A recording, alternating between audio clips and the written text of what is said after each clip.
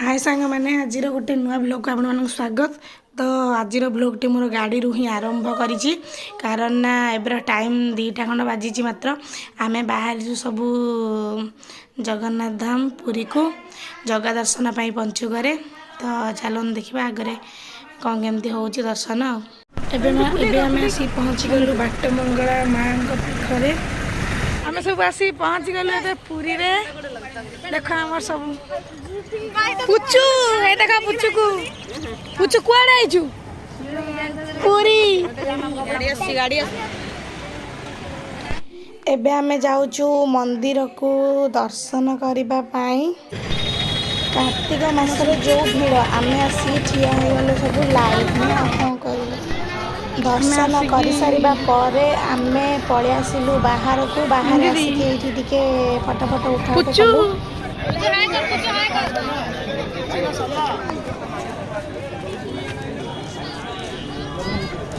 आम घर बड़ लोक मान आम सब हो अलग तेणु दर्शन पर आम से खोजार लगिलु आठ बसिक से अपेक्षा कलु।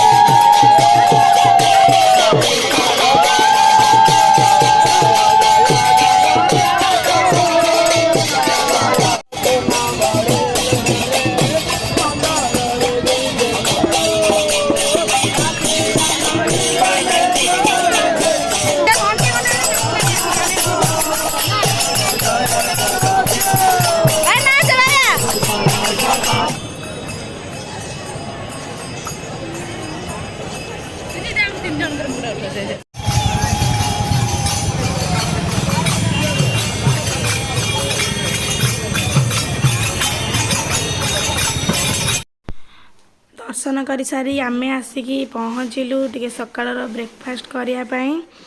तो खाई सारी आम समस्त वीडियो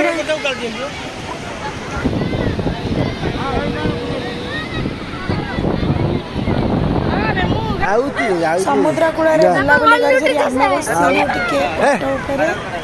केमती बढ़िया मजा लगुला।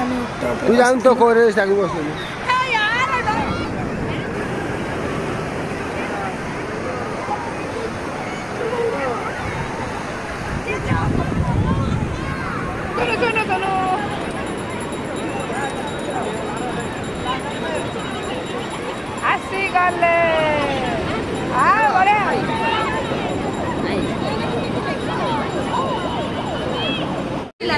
समुद्र कूल बुलाबुली कर सारा लंच करने कारण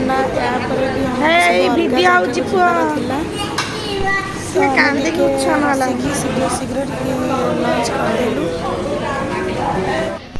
लंच कर सारी आम आसिकी पहुँचलु साक्षी गोपाल मंदिर रे। तो पुरी आसिले माने निहाती ये आसवा ही दरकार बोली समस्ते कहले। तो आम फिर आसलु साक्षी गोपाल पाखे दर्शन करने।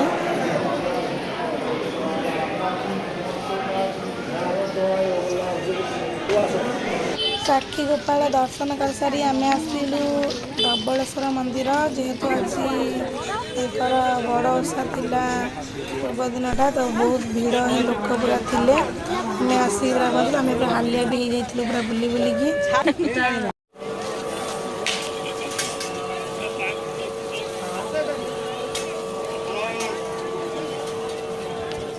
आम धबलेश्वर पाखे पहुँची गलु हेले आम गोड़ एत बाधा हो चल चली आम जापारूनी आम सब ये सबू जगह बुलाबुली कर सारी शेष में आमर फेमस रसगोल्ला को जाइलु रसगोल्ला खाई आज दिन भिडियोटा मुझे एंड करी।